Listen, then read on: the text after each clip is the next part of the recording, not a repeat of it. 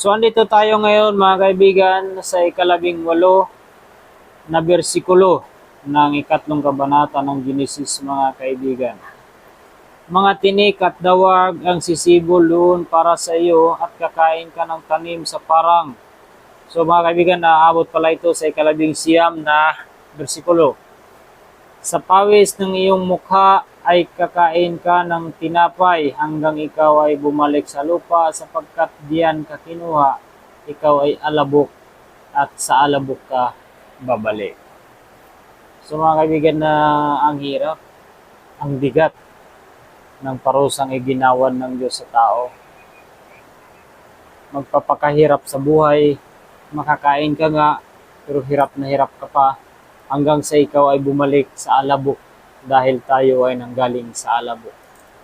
Kahit na ang mga mayayaman na kumakain ng mga masasarap na mga pagkain sa kanilang hapag o sa kanilang mga kainan, hapag kainan ay sa alabok din babalik. Ang kaibahan nga lang sa mga nagiging mayaman ay hayahay ang kanilang buhay. Magaan sa pakiramdam. Wala masyadong iniisip. Hindi kagaya ng mga mahihirap, although nabubuhay pero mabigat ang kaisipan.